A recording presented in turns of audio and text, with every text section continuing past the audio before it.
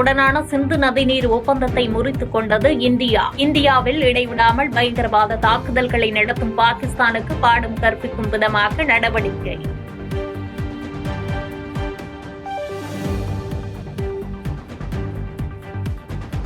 தீவிரவாதிகளை ஒவ்வொருவராக கண்டுபிடித்து வேட்டையாடுவோம் என்று பீகாரில் நடைபெற்ற நிகழ்ச்சியில் பிரதமர் மோடி கண்டனம். நாட்டை விட்டு தீவிரவாதத்தை வேறறுப்போம் என்றும் பேச்சு.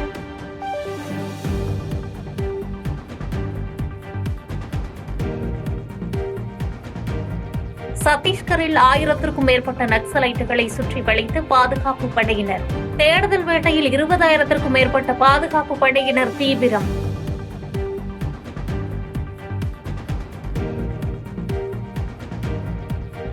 ஜம்மு காஷ்மீரில் சுற்றுலா பயணிகள் மீது பயங்கரவாதிகள் நடத்திய அதிர்ச்சி காட்சி வெளியீடு.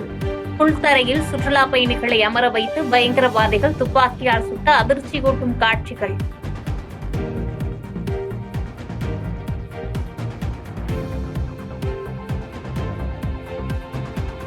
காங்கிரஸ் செயற்குழு கூட்டத்தில் ஜம்மு காஷ்மீரில் நடைபெற்ற தாக்குதலில் உயிரிழந்தோருக்கு மௌன அஞ்சலி.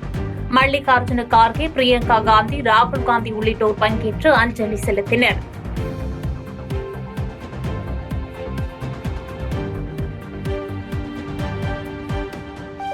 டெல்லியில் பாகிஸ்தான் துணை தூதரகத்தின் முன்பு பாஜகவினர் போராட்டம். தேசிய கொடிகளை ஏந்தியபடி பாகிஸ்தானை கண்டித்து முழக்கம்.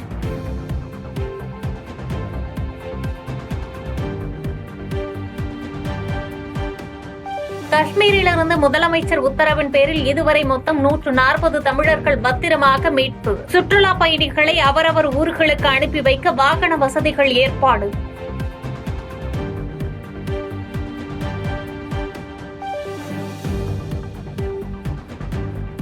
திமுக ஆட்சியில் இதுவரை 309 வேலைவாய்ப்பு முகாம்கள் நடத்தப்பட்டுள்ளதாக அமைச்சர் சி.வி. கணேசன் தகவல். ராமநாதபுரத்தில் மட்டும் 7 பெரிய அளவிலான வேலைவாய்ப்பு முகாம் நடத்தப்பட்டுள்ளதாக கேள்விக்கு சட்டப்பேரவையில் அமைச்சர் விளக்கம்.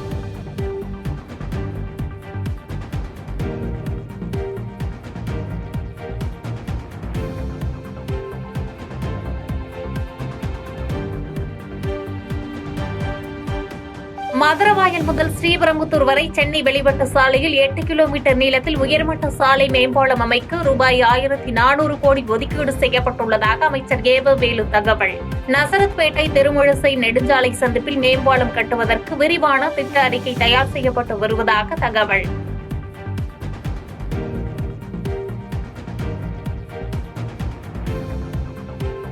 வைணவ சமயங்களை இழிவு செய்யும் வகையில் பேசிய அமைச்சர் பொன்முடியை பதவி நீக்கம் செய்ய கோரிய வழக்கு. தமிழக அரசு பதிலளிக்க உத்தரவிட்டு வழக்கு விசாரணையை ஜூன் 19ஆம் தேதிக்கு ஒத்திவைத்தது சென்னை உயர்நீதிமன்றம்.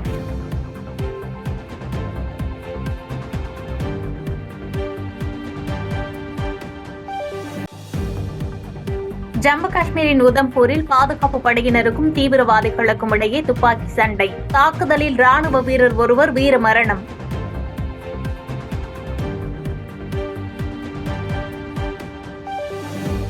மத்திய அரசு 48 மணி நேர கெடு விதித்ததால் இந்தியாவை விட்டு வெளியேறி வரும் பாகிஸ்தானியர்கள். அட்டாரி வாகா எல்லை வழியாக பாகிஸ்தானியர்கள் தங்களது நாட்டிற்கு திரும்பி செல்கின்றனர்.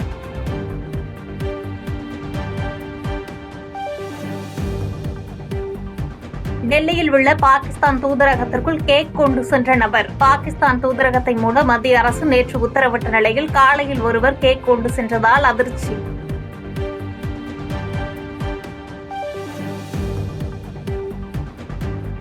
டெல்லியில் செயல்பட்டு வரும் பாகிஸ்தான் தூதரகத்துக்கான பாதுகாப்பு வாபஸ். பாதுகாப்பு தடுப்புகள் அகற்றப்பட்டு பாதுகாப்பு பணியில் இருந்த வீரர்கள் புறப்பட்டு சென்றனர்.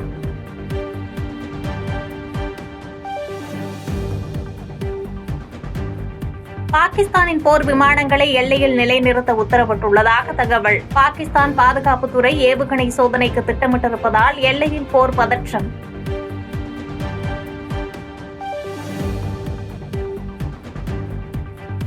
காஷ்மீரில் சுற்றுலா பயணிகள் மீதான தீவிரவாத தாக்குதலை தொடர்ந்து திருப்பதி மலையில் பாதுகாப்பு பலப்படுத்தப்பட்டுள்ளது. பக்தர்கள் கூடும் முக்கிய இடங்கள், சந்திப்புகள் ஆகியவற்றில் தேவஸ்தான விஜிலன்ஸ் துறையினர், போலீசார் ஆகியோர் தீவிர கண்காணிப்பு.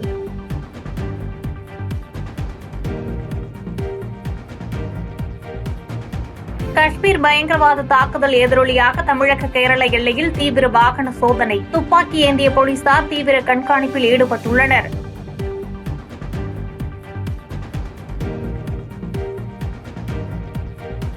தஞ்சாவூர் மாவட்டம் கும்பகோணத்தில் கலைஞர் பெயரில் பல்கலைக்கழகம் அமைக்கப்படும் என முதலமைச்சர் அறிவிப்பு. கலைஞர் பெயரில் புதிய பல்கலைக்கழகம் அமைக்க வேண்டும் என சட்டசபையில் சிறப்பு கவன ஈர்ப்பு தீர்மானம் கொண்டுவரப்பட்ட நிலையில் உறுதி. எந்தவித தயக்கமின்றி நான் அறிவிக்கிறேன். அங்கே கலைஞர் பெயரால் கும்பகோணத்தில் விரைவில் பல்கலைக்கழகம் ஏற்படுத்தப்படும் என்ற உறுதியான செய்தியை மீண்டும் சொல்லுகிறேன். எந்தவித தயக்கமின்றி இதை சொல்லுகிறேன் என்று சொல்லி நான் அமைகிறேன். நன்றி, வணக்கம். இஸ்லாமிய தீவிரவாதத்தை தமிழக முதலமைச்சர் ஸ்டாலின் ஆதரிக்கிறார் என்று பாஜக துணைத் தலைவர் KP ராமலிங்கம் குற்றச்சாட்டு. கண்ணீரஞ்சலி செலுத்த வேண்டிய இந்த நாளில் பொதுமக்களுக்கு திமுக அரசு நீர்மோர் கொடுத்து வருவதாக விமர்சனம்.